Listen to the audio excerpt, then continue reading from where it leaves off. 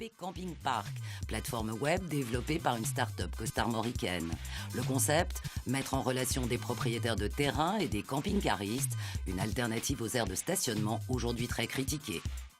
Le choix de la liberté, le choix de la mobilité. Problème aujourd'hui dans de nombreuses communes, ils ne sont pas les bienvenus. Ils sont souvent parqués dans des aires de stationnement pas vraiment idéales, près des déchetteries ou loin du littoral. Alors justement, une start-up costarmoricaine s'est intéressée à ce problème et a peut-être trouvé la solution. Nous accueillons Dimitri Leroy. Bonjour, bonsoir, merci d'être avec nous. Vous êtes le co-gérant de VIP Camping Park. C'est une nouvelle société costarmoricaine qui vient de voir le jour. Vous êtes responsable du web et du marketing. Alors je rappelle, VIP Camping Park, ce sont pour l'instant 3 salariés, une start-up donc, un capital de 15 000 €, un concept, mettre en relation des propriétaires de terrain et des camping-caristes. Vous êtes sur une cible potentielle assez importante puisqu'il y a 1,5 million de camping-cars en Europe. Donc voilà, il y a de l'avenir pour votre entreprise. Juste un mot, le constat, c'est que vraiment aujourd'hui, les camping-caristes sont les mal-aimés du tourisme. C'est ce que vous constatez, c'est ce qu'on vous dit dans vos c'est ce qu'on a vu beaucoup. À la base, en plus, on était un service de location de camping-car et beaucoup de nos clients nous disaient c'est bien beau, on loue un camping-car, mais on ne sait pas où se loger, quoi. Et donc, du coup, c'est ça qui a fait germer l'idée de proposer ce service de location de camping-caristes chez des particuliers. C'est quoi le choix aujourd'hui pour un camping-cariste? C'est l'aire de stationnement? L'aire de stationnement, le camping traditionnel, le camping sauvage qui peut avoir des risques. 1 500 € de contravention, c'est ça? Oui. C'est assez important. Pour une nuit, ouais. Donc vous, qu'est-ce que vous avez dit? On va mettre en relation des propriétaires de terrain qui ne sont pas utilisés et des camping-caristes. En fait, vous copiez Airbnb, pour pas le citer, c'est une plateforme web de mise en relation. C'est ça, oui.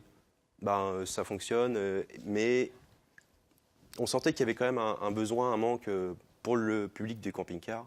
Donc la liaison s'est faite d'elle-même, en fait. Alors justement, vous avez fait une étude de marché, vous avez essayé de cibler un peu les potentiels candidats à ce prêt de terrain. Ils sont nombreux, 66% des sondés que vous avez interrogés s'estiment prêts à louer un terrain à des camping-caristes. Il y a un vrai potentiel. Vous avez déjà ciblé ce potentiel dans la région, dans le Grand Ouest? Oui. Parce que vous avez déjà beaucoup de candidats. Votre site va s'ouvrir au mois de juillet, c'est ça? Oui, il est tout récent, donc on n'a pas encore des chiffres vraiment exacts, mais l'engouement est là. Et oui, le chiffre ne cesse d'augmenter. Combien de clients pour que ça marche, pour que ça démarre? Pour ouvrir notre site, on veut proposer une offre assez quand même intéressante aux camping-cars. Donc on attend d'avoir à peu près 200-250 terrains à leur mettre à disposition. Mais c'est bon, c'est un chiffre bas, mais c'est pour le lancement, quoi. Alors, ce n'est pas ouvert à n'importe qui. Il y a un cahier des charges précis. Quelles sont les conditions pour être inscrit sur cette plateforme web? Oui et non, c'est-à-dire on demande aux propriétaires de proposer au minimum une connexion électrique et puis l'eau. Donc la base, c'est ça. Après, libre à eux de rajouter tout ce qu'ils veulent, mettre à disposition leur piscine, proposer des repas traiteurs ou des petits déjeuners. C'est vraiment ouvert à leur imagination, en fait. Et voilà. Qu'est-ce que vous pensez de ce projet, ce concept?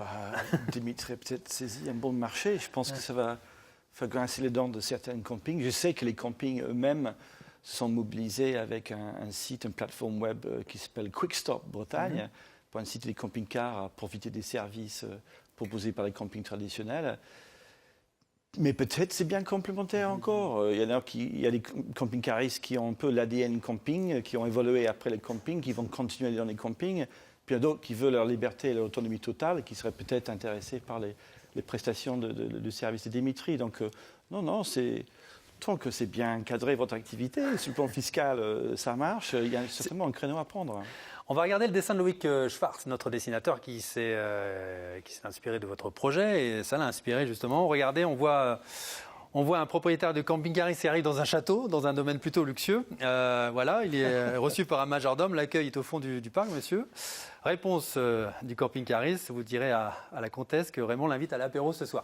Vous êtes sur une niche aussi bien particulière. Vous voulez développer ce que les Anglais appellent le glamping, mélange de glamour et de camping. C'est ça, oui. Vous voulez rapidement aller sur le haut de gamme, c'est ça aussi. C'est dans le nom, VIP, de toute façon, oui. C'est-à-dire c'est un peu casser cette image du camping-cariste un peu badaud, quoi. Parce que, faut se le dire, un camping-car, c'est un véhicule qui coûte quand même assez cher, et donc c'est pas Bah, ce genre de caricature a un peu la peau dure, mais...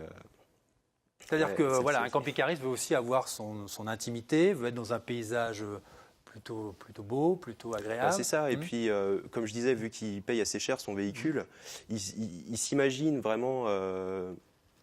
comment dire?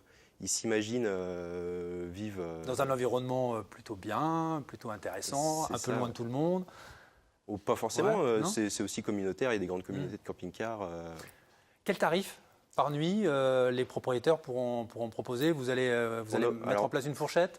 Bah, on a observé sur notre plateforme que ça se situe entre 10 et 70 euros pour une fourchette large, mais la majorité c'est entre 10 et 25 euros la nuitée, donc qui comprend le camping-car pour 2 personnes, quoi. Et bien sûr, il y aura des évaluations entre Oui, celui ouais. qui prête son terrain et celui qui vient sur le terrain? Oui, c'est autogéré, c'est-à-dire que c'est un cercle vertueux. En fait, les mauvais hôtes, entre guillemets, seront pénalisés par leur notation, et pareillement pour les camping-cars, s'ils laissent leurs déchets n'importe où avant de partir ou des choses comme ça, ça sera affiché sur le site, quoi. Voilà, donc je rappelle donc votre site, hein, VIP Camping Park. Ça commence à partir de juillet. Là, les propriétaires peuvent déjà s'inscrire, hein, se porter candidat.